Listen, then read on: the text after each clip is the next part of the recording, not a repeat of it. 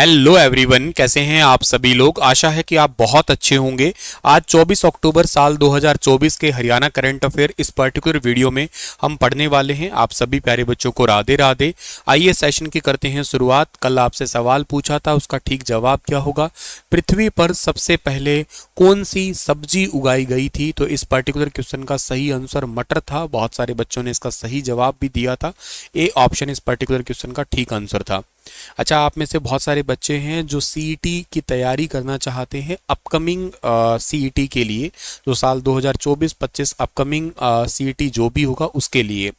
तो उसके लिए एक सटीक बैच है जिसका नाम है प्रतिज्ञा बैच है, जो मेरे द्वारा ही पढ़ाया जाएगा आपको। इस बैच को आप ले सकते हो। ये बैच आने वाले 5 नवंबर से दिवाली के बाद में स्टार्ट होगा। हालांकि बैच में आप अभी एनरोल हो सकते हैं, क्योंकि अभी फ़िलहाल के लिए ये एक रीज़नेबल प्राइस पे है। उसके बाद में जब स्टार्ट हो जाएगा तो इसका जो ओरिजिनल प्राइस है वो बाद में हो जाएगा। बाद में इसका प्राइस एक्चुअली बढ़ जाएगा। तो 5 नवंबर साल 2024 से इसे मेरे द्वारा ही स्टार्ट किया जाएगा। अभी भी मौका है, लगन लगा के जुट जाओ पढ़ने के लिए।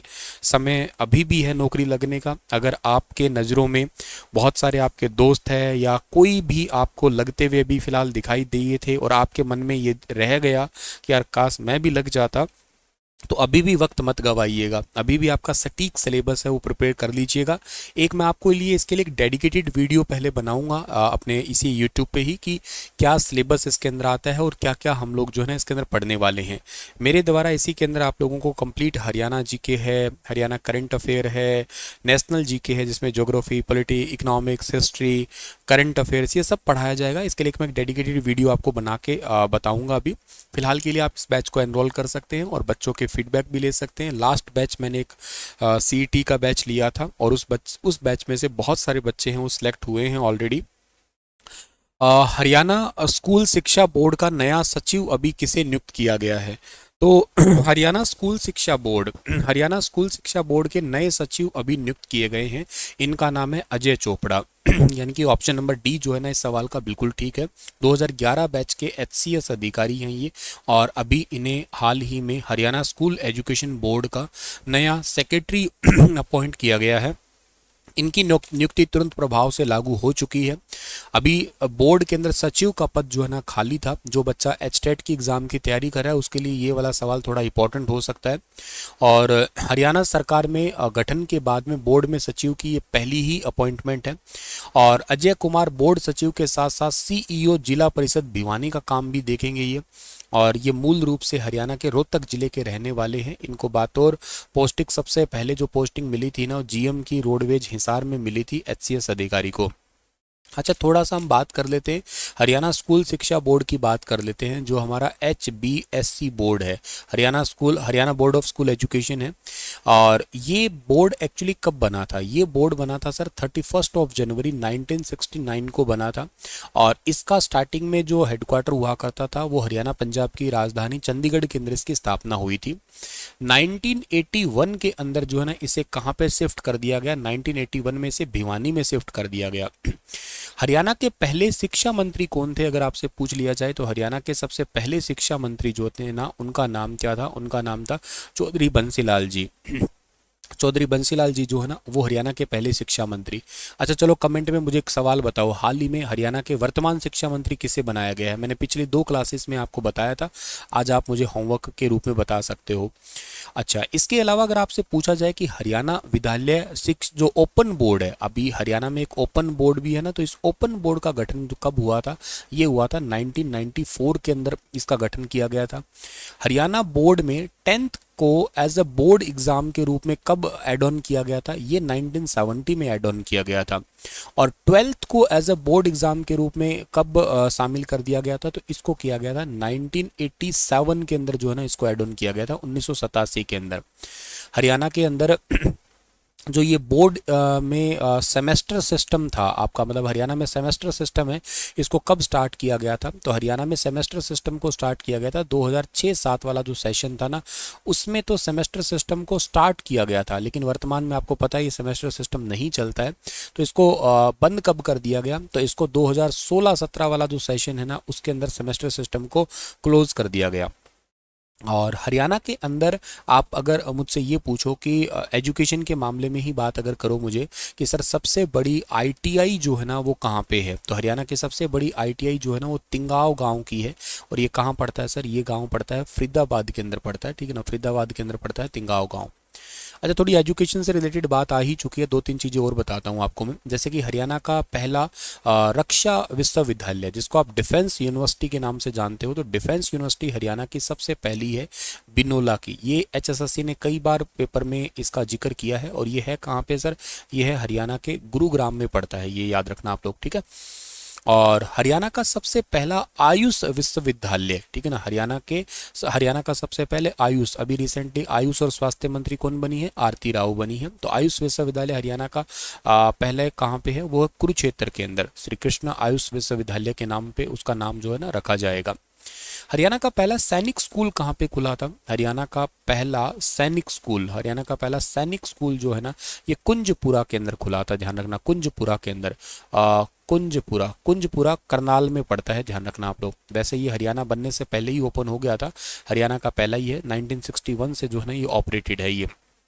हरियाणा का पहला पॉलिटेक्निक कॉलेज कहाँ पे बना था आपका, हरियाणा का पहला पॉलिटेक्निक कॉलेज ये नीलोखेड़ी, ठीक है ना, नीलोखेड़ी एक रिजर्व सीट है कहाँ की, करनाल की, ठीक है ना, करनाल की एक रिजर्व सीट है नीलोखेड़ी, ठीक है।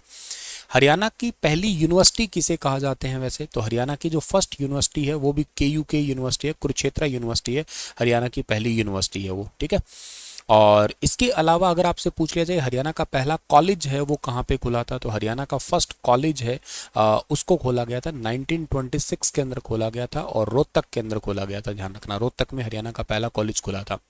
और इसका अभी प्रेजेंट में पंडित नेकीराम शर्मा कॉलेज है, ठीक है ना, नेकी कॉलेज के नाम से बड़ा फेमस कॉलेज है ये, ठीक है। रोहतक का नेकीराम कॉलेज के नाम से हो सकता है आप इसके स्टूडेंट भी रहे हों, हो सकता है। हरियाणा का पहला सरकारी इंजीनियरिंग कॉलेज कौन सा है, अगर आपसे पूछ लिया जाए हरियाणा का पहला सरकारी इंजीनियरिंग कॉलेज है ना ये मुरथल में पड़ता है, ठीक है ना, मुरथल में डीम्ड यूनिवर्सिटी के रूप में आज जाना जाता है, जिसको आप लोग दीन बंधु छोटूराम यूनिवर्सिटी के नाम से जाना करते हैं, तो काफ़ी फेमस है। 1987 में जो है ना ये वाला सेटअप हुआ था, ठीक है। तो आपसे क्वेश्चन ये वाला भी पूछा जा सकता है कि डीम्ड यूनिवर्सिटी के बारे में। हरियाणा के अंदर वैसे ना अगर आप यूनिवर्सिटी की बात करते हैं तो यूनिवर्सिटी कितनी है, तो देखो अगर मैं यूनिवर्सिटी की बात करूं तो एक सेकंड, इस पेज को जो है ना थोड़ा आगे पीछे करते हैं हम लोग, इस पे लिख रहा हूं मैं, ठीक है। हरियाणा में अभी टोटल यूनिवर्सिटी है ना, प्राइवेट यूनिवर्सिटी तो 23 है जो रिकॉग्नाइज्ड है, ठीक है। 10 हरियाणा के अंदर स्टेट यूनिवर्सिटी है जो राज्य की यूनिवर्सिटी है, एक ही हरियाणा में सेंट्रल है। सेंट्रल यूनिवर्सिटी कहाँ पे, महेंद्रगढ़ के अंदर पड़ती है, शायद आप लोगों को बहुत अच्छे से पता होगा। महेंद्रगढ़ के जाट पाली या उसको जयंत पाली भी कई जगह पे लिख देते हैं, तो इसको जरूर याद रखना आप लोग, ठीक है। एक यूनिवर्सिटी अभी थोड़े दिन से चर्चा में चल रही है जिसका नाम है GJU, Guru Jambheshwar university of science and technology. इसके वीसी है नरसीराम बिश्नोई, जो दुनिया के बेस्ट 2% वैज्ञानिकों में उनका नाम शामिल हुआ है। मैंने एक दिन ये क्वेश्चन आपको पढ़ाया भी था। ये यूनिवर्सिटी वैसे कब बनी थी, ये यूनिवर्सिटी बनी थी 20 अक्टूबर 1995 को चौधरी भजनलाल जी के द्वारा जो है इस यूनिवर्सिटी को स्टार्ट किया गया था, मतलब इसका नींव जो है ना वो रखी गई थी। ये याद रखना है आप लोगों को। 2006 के अंदर इसका नाम जो ना गुरु जम्बेश्वर साइंस एंड टेक्नोलॉजी रखा गया था। और अभी इस यूनिवर्सिटी के वीसी याद रखना नरसीराम बिश्नोई है, जरूर याद रखना आप लोग ये सवाल, ओके। चलिए, ये तो छोटे छोटे सवाल थे जो आप लोगों को जरूर याद कर लेने चाहिए, अच्छे से आपसे पेपर में जो है ना क्वेश्चन पूछ लिए जाते हैं डियर, ठीक है। अगला जो सवाल आपका रहेगा वो क्या रहेगा सर, अगला सवाल आपका है कि हाल ही में हुए इलेक्शन के अनुसार इनेलो पार्टी से इलेक्शन सिंबल छिन सकता है। ये पार्टी किस वर्ष एक क्षेत्रीय दल बनी थी। पहला तो आपका सवाल यही बनता है कि क्षेत्रीय मतलब ये स्टेट पार्टी है, तो हरियाणा में रीजनल पार्टी कितनी है। पहला ही सवाल मैं आपको बताता हूँ, 2 ही पार्टी है और ये दोनों एक ही परिवार की पार्टी है।